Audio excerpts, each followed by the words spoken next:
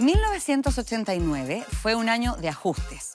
Ya sabíamos que Pinochet no seguiría a cargo del país y había llegado el momento de lograr acuerdos para iniciar la transición a la democracia. ¿Cómo era Chile a fines de la década de los 80? ¿Qué veíamos? ¿Qué escuchábamos? ¿Qué cosas nos hacían reír o llorar en el último año de la dictadura? Bienvenidos a un nuevo capítulo de Chile 50. El cantante de rock más popular del mundo no pierde vigencia. Quiero extrañablemente a mi patria y la amo más que mi vida. Es una especie de petardo con una luz de bengala, muy aproblemado Roberto Rojas. Distintas ciudades norteamericanas se llenan de afiches como este: boicot a los productos chilenos. Señor Elwin, 55,2%.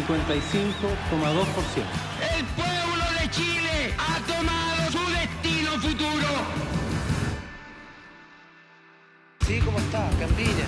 En 1989, gracias a un acuerdo que la Compañía de Teléfonos de Chile, la CTC, había hecho con Japón, aterrizaron los primeros celulares en nuestro país. Sacudidas por la iniciativa de este muchacho. En esa época, un teléfono móvil costaba cerca de 300.000 pesos, más o menos lo que puede costar uno actualmente. Pero la gran diferencia es que ese año el sueldo mínimo no superaba los 20.000 pesos. Entonces, para tener un celular, había que poco menos que ganarse el loto. El loto, que justo nació en 1989 y vino a sumarse a la afamada Pollagol. En su primera edición, los números ganadores fueron el 31, el 21, el 20, el 13, el 12 y el 2, por si les sirve de inspiración.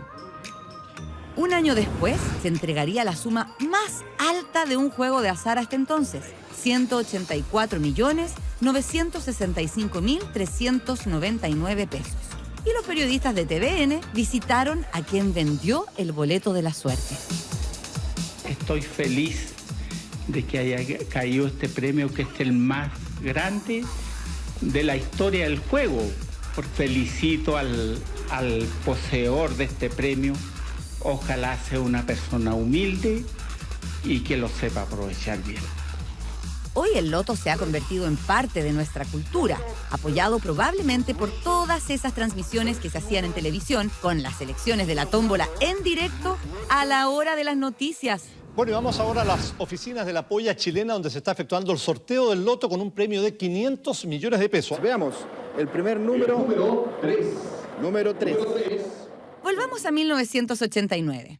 Ese año llegó a Chile un ritmo musical que venía dando vueltas por el continente en los 80 y que sacudió nuestro conservadurismo: la lambada. Chorando se foi quem dia só me fez chorar. Chorando se foi quem dia só me fez chorar. Chorando está. Tal fue su éxito en nuestro país que al año siguiente, durante la transmisión del Festival de Viña, el ballet de TVN bailó la lambada y generó bastante revuelo. Vamos a ver esta noche si la lambada forma parte del espectáculo con un público de 25.000 personas, con este sonido y con este ballet que es el nuestro, el Ballet de Televisión Nacional que dirige Hugo Urrutia. Aquí está la lambada.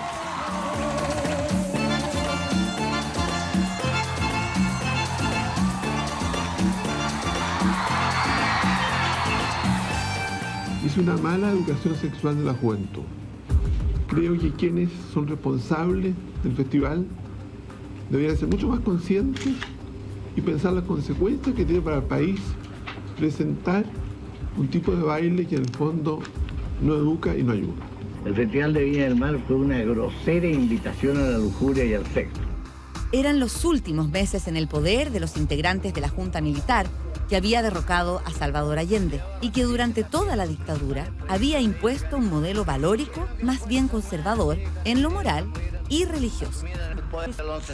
Edgardo Harley dice respetar la posición de la Iglesia, pero destaca el valor de la lambada como un nuevo sentido de expresión corporal. Nosotros los chilenos no podríamos ser tan cerrados en esta materia.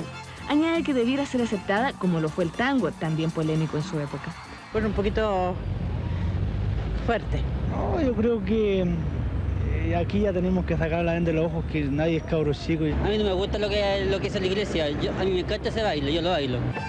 la lambada continuará en el tapete un buen tiempo más. Por ahora, usted decide qué posición tomar. Una recepción muy diferente tuvo el nacimiento de un concurso de belleza para niñas y adolescentes. En 1989 se dio inicio al certamen Miss 17, transmitido por las pantallas de TVN. Miss 17 tiene onda. Eran casi todas rubias. El concurso venía de la mano de la revista Miss 17, que replicaba los estereotipos de belleza anglosajones más propios de la élite que del común de la población en nuestro país. Nosotros hicimos esta revista pensando que las lolas entre 12 y 18 años necesitaban un medio de comunicación propio, que reflejara el mundo entretenido y de preocupaciones que ellas tienen. Las modelos de cada revista son ellas mismas y por lo tanto se sienten plenamente representadas y valoradas. En esta época, 2 años después de la coronación de Cecilia Boloco como Miss Universo, se vivía un boom de los concursos de belleza y, siguiendo la tendencia, se creó esta versión para adolescentes.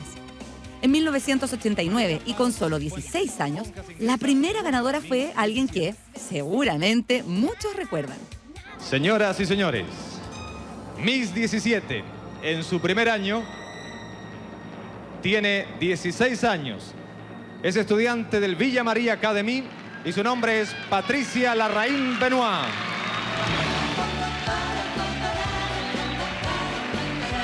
Al año siguiente, la elegida fue Claudia Conserva, también con 16 años. Luego, esta joven se convertiría en uno de los rostros más reconocidos de la televisión chilena. Igual me interesaba como todo el campo de las comunicaciones y siempre desde chica estuve como de alguna forma ligada. Te fijas, hice un montón de comerciales, hacía de extra. Llega al matinal de Chile nuestra querida amiga Claudia Conserva. Claudia Conserva se integra al matinal de Chile. Veamos a la voz. Buenos días, Claudia. ¡Qué linda! ¿Cómo estás, Claudia? Hasta 1992 se transmitió el concurso de Miss 17 en nuestro canal. Con los años, fue perdiendo importancia y en 2015, tanto el certamen como la revista terminaron para siempre. Volviendo al 89, Miss 17 no fue el único concurso de belleza de ese año. Revisando nuestros archivos, nos encontramos con Señora Chile. ¿De qué se trataba eso? En nuestro país estamos acostumbrados a los concursos de belleza donde solo participan muchachas solteras. Y nos preguntamos, ¿acaso la belleza de la mujer no se prolonga en el tiempo? Y nos volvemos a preguntar, ¿el matrimonio y la familia no ennoblecen más aún esa belleza? Definitivamente sí. María Teresa. Es muy probable que un formato como este hoy no tuviese cabida en televisión. Estos concursos eran reflejo de una época donde se relevaba la belleza, pero con una visión más conservadora de la familia, la mujer y su rol en la sociedad. Hay una situación acerca del aborto que se está peleando en el mundo entero. ¿Crees que esto es un derecho del ser humano? Es un crimen y lo encuentro un absurdo a la sociedad. No justifico el aborto en ningún aspecto. Yo estoy totalmente en contra del aborto. Creo que no se puede nomás. En Chile, desde 1931, el Código Sanitario establecía la existencia del aborto terapéutico, es decir, la posibilidad de interrumpir el embarazo por una razón médica, como, por ejemplo, el riesgo de vida de la madre. Pero en 1989, la Junta Militar firmó una modificación que puso fin en Chile a todo tipo de aborto. Esta legislación se mantuvo idéntica hasta 2017, cuando, como sabemos, se promulgó la ley de aborto en 3 causales, que incluía el aborto terapéutico prohibido en el 89.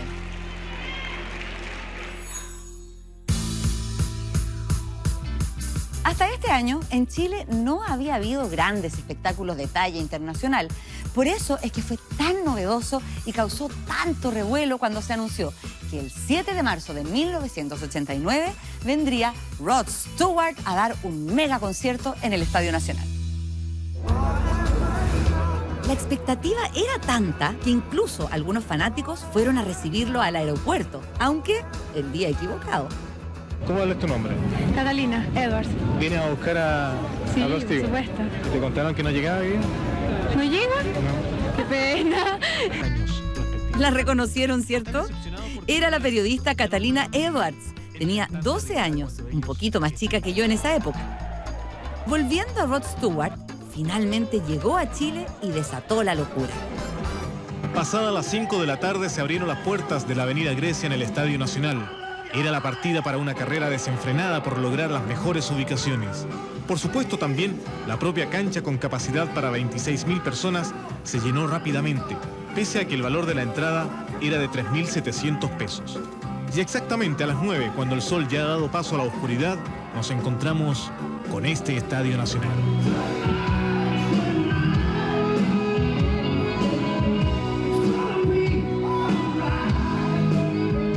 ¿Cómo lo están pasando? Después, súper bueno, me cagó. El después es salvaje, me encanta. ¿Qué están haciendo tan tarde aquí, chica? ¿Yo? Bailando, po. Magnificent. Thank you, Chile. Thank you, Chile. En un estadio nacional repleto, Rod Stewart repasó sus mejores éxitos en un país que nunca antes había visto un espectáculo así de monumental.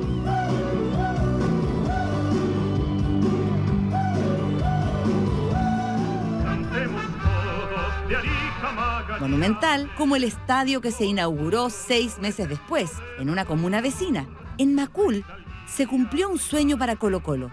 Y en un partido contra Peñarol de Uruguay, se cortó la cinta del tan esperado Anhelo Albo. 33 años, esperó toda una vida, no 33 años Colo-Colo para tener su estadio. Desde el año 53, cuando se compró el sitio, y el 54, cuando empezó a construirse, los colocolinos han estado esperando el momento. Esto es el esfuerzo de los colocolinos. Es una alegría de haber podido estar para la renovación del Estadio Colo-Colo.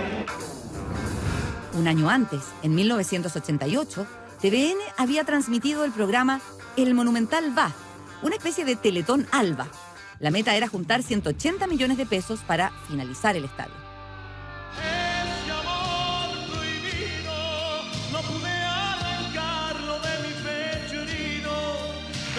Y viniste hasta con el equipo puesto, ¿eh? De color alto. Viniste con el equipo puesto. Blanco y negro. Blanco y negro en el corazón. Lucho Jara ha estado con nosotros, adhiriendo también a esta campaña del Monumental Va. No sé si ya es muy aficionado al fútbol. Buenas noches, Cecilia. ¿Cómo estás tú? Y estoy aquí junto al dirigente, al presidente del Club Deportivo de Colo-Colo, el señor Peter Dragicevic. Y espero que con el aporte, con la contribución de los colocolinos a través de todo el país, porque aún hay tiempo, nos queda hasta las 12 de la noche, podamos realmente llegar a la meta establecida. Que hemos conseguido 197 millones de pesos, 717.600. Pucha, que le hemos puesto el hombro cada vez que nos piden plata en las campañas televisivas, ¿eh? ¿O no? En fin, volviendo a 1989, la propia Cecilia Boloco cortó la cinta para inaugurar el Monumental luego de descender de un helicóptero. Escuchen el ambiente. El primer gol en ese estadio lo metió el trasandino Marcelo Bartichotto. Bartichotto. Bartichotto. Bartichotto. Bartichotto. Marcelo Bartichotto. Miles y miles de banderas blancas para un gol, pero justo para una inauguración.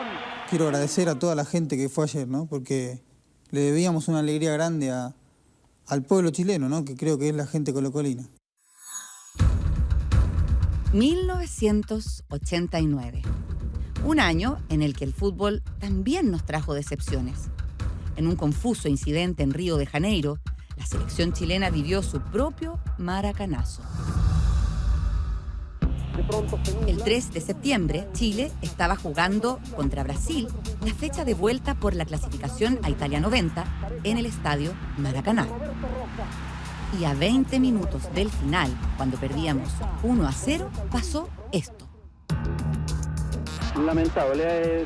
Esto es en el arco sur respecto de lo que es el Estadio Nacional. Están llamando a los asistentes.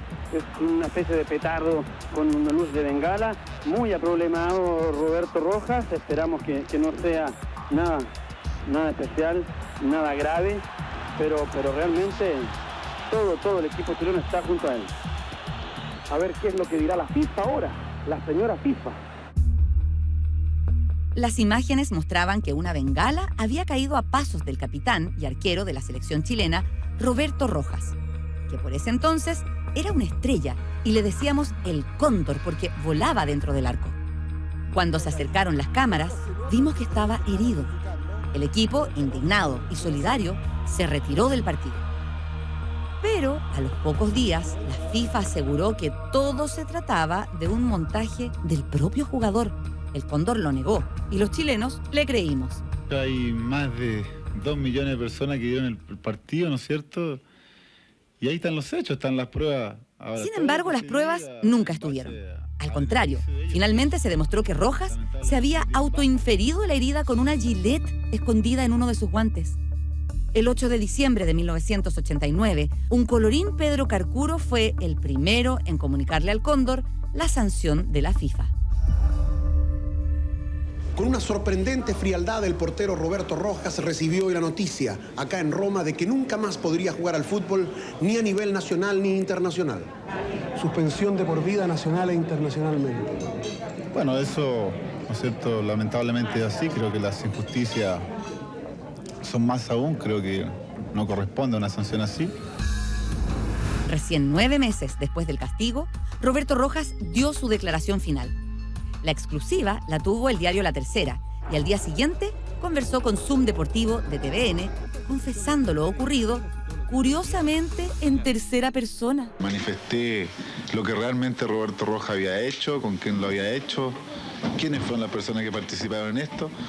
Roberto Rojas no culpa y no quiere castigar a nadie, no podía vivir con esa mentira, ¿no es cierto?, que el ser humano siempre lleva dentro de uno. Ese mismo año se realizó el Mundial de Italia 90, al que Chile no pudo asistir, y tampoco al del 94, como sanción al tremendo Condoro. Junto con Roberto Rojas, otras 6 personas fueron suspendidas de sus cargos, entre ellos dirigentes, entrenadores y asistentes. Hablando de sanciones, esa no fue la única que recibimos como país en 1989. A inicios de febrero, conocimos una noticia que sacudió a la industria agrícola chilena y que llegaba desde Estados Unidos. Las autoridades sanitarias de los Estados Unidos de Norteamérica, luego de detectar trazas de cianuro en una reducida muestra de uva, han recomendado el retiro de todas nuestras frutas, han dispuesto la mantención de medidas de control que en la práctica significan una virtual detención de nuestras exportaciones de fruta a ese mercado. Fue entonces que se supo que las autoridades norteamericanas habían actuado tras recibir 2 llamados anónimos en su embajada en Santiago. Estos advertían la presencia de cianuro en los cargamentos de uva chilena.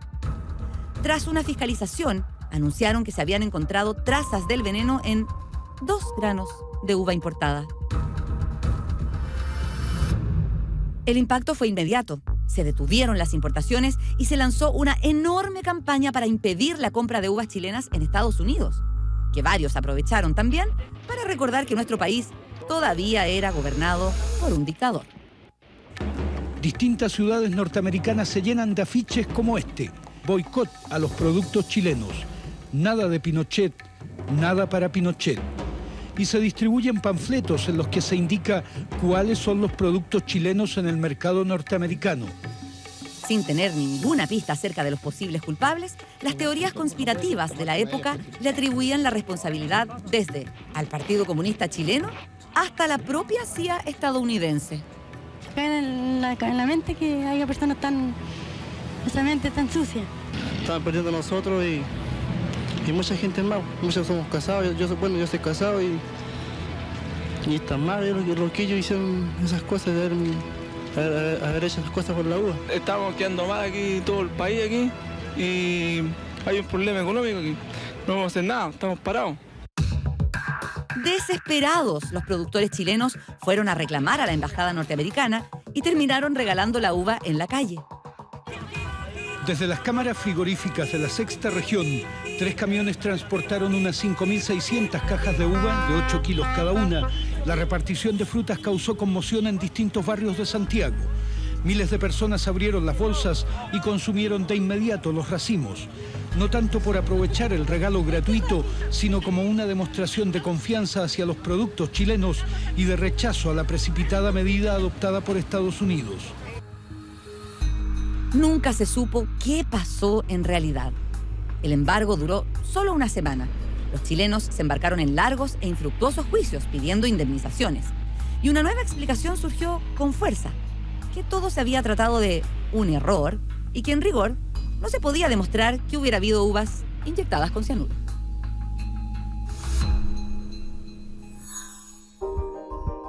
Desde el fin de la Segunda Guerra Mundial, el mundo estaba dividido en dos.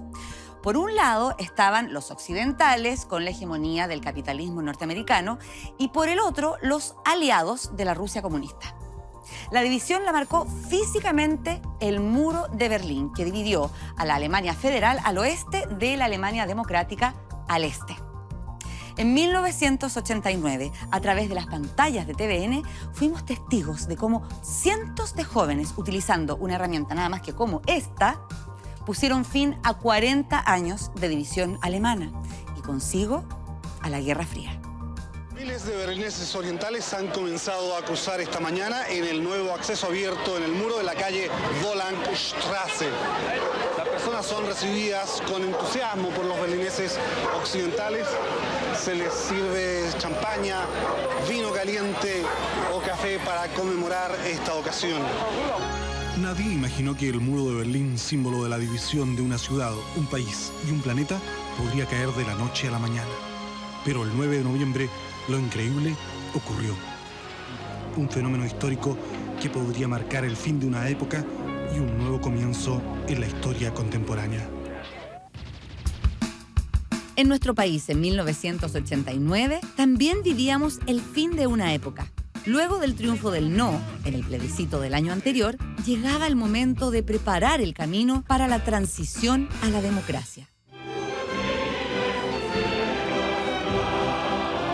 Tal como ocurre hasta hoy, una vez al año, el presidente de la República se ha dirigido al país para comunicar los avances y desafíos de su gobierno. Desde 1974, los discursos se hacían el 11 de septiembre. Ese día de 1989, Augusto Pinochet dio su última cuenta pública. Quiero extrañablemente a mi patria y la amo más que mi vida.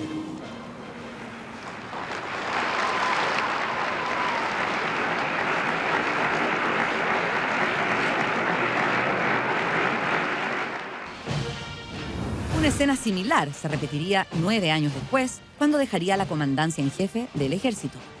En un minuto, Augusto Pinochet Ugarte se convertía en el único y último capitán general de este siglo. Gracias. Gracias, patria mía. He sido tu soldado y ello me hace feliz. Lloró ante 6.000 efectivos, 3.000 invitados, 400 corresponsales extranjeros. Los militares también lloran. El capitán general lloraba ante todo el país. Mientras unos lloraban, otros festejaban el cambio que venía. En julio de 1989 se dio un paso importante. En un plebiscito nacional se votó la aprobación o rechazo de 54 modificaciones a la Constitución de 1980. Debemos todos alegrarnos de que pueda hacerse esto, de que se consulte al pueblo sobre innovaciones que atañen al pueblo sobre todo.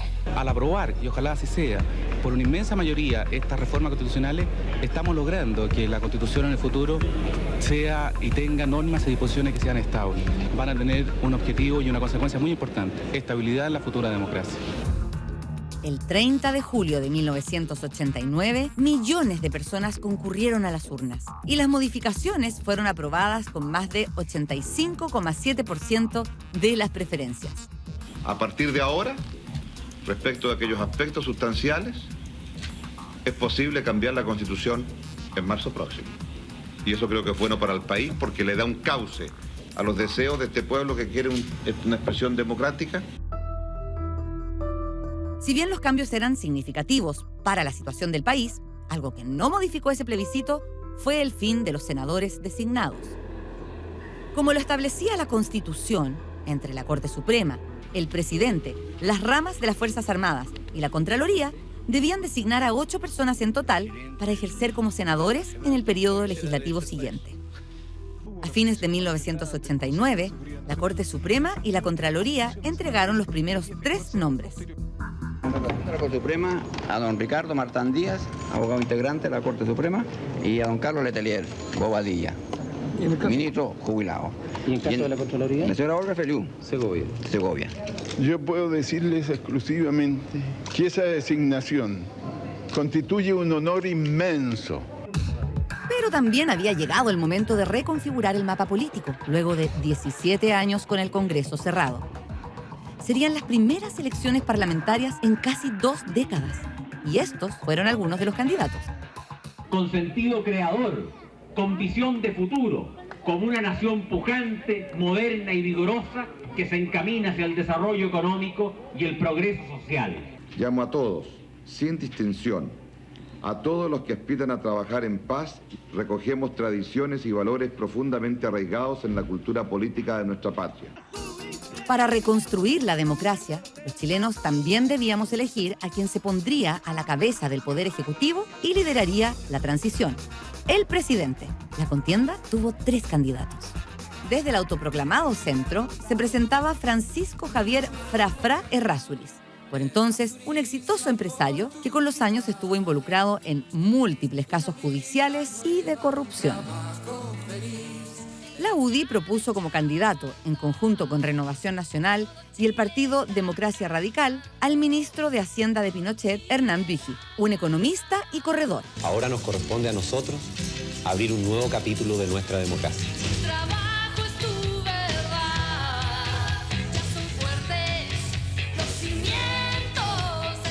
La concertación de partidos por la democracia llevó a Patricio Elwin Azócar, un personaje que también despertaba suspicacias en su sector por su apoyo al golpe en 1973.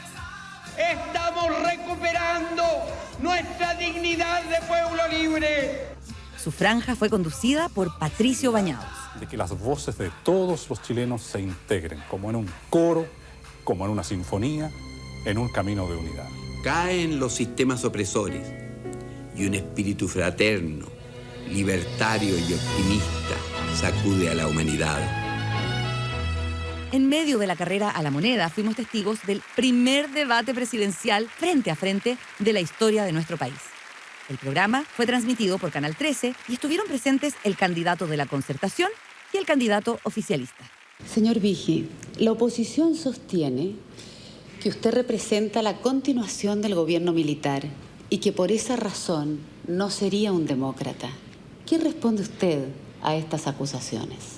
Que la intervención de las Fuerzas Armadas estuvo relacionada precisamente con evitar que Chile llegara a una dictadura comunista. He tenido que trabajar en un periodo de la historia de Chile en que no ha habido plena democracia, pero no fue por mi causa que así sucedió. Señor Elwin, ¿de qué manera usted podría garantizar que el país va a mantener este crecimiento económico y que la economía no se va a desplomar si es que usted es elegido presidente?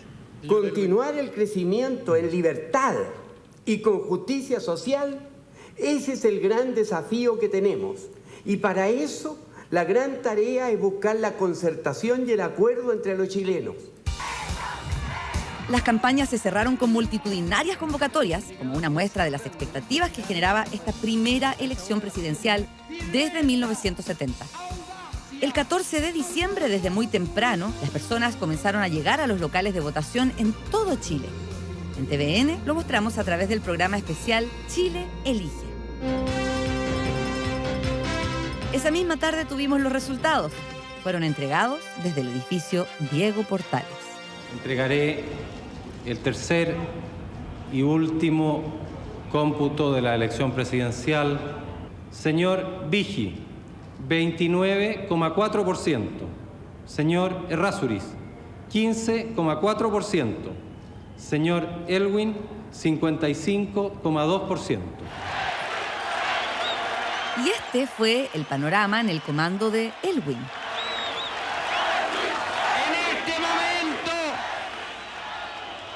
agradecer a todos los chilenos la madurez cívica con que se ha realizado este proceso. Hoy día, consciente, libre y responsablemente, el pueblo de Chile ha tomado otra vez en sus manos su destino futuro.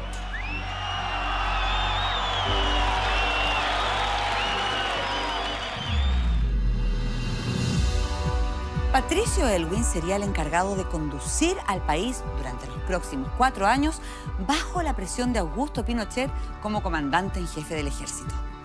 Y así terminamos nuestra revisión de 1989. Pero los invito a ver qué nos dicen los archivos de TVN sobre 1988, el año del plebiscito, de las campañas del no y del sí, y también de un montón de otras cosas que estaban pasando, como por ejemplo el estreno de La Negra Esther. Los espero en Chile 50, la serie.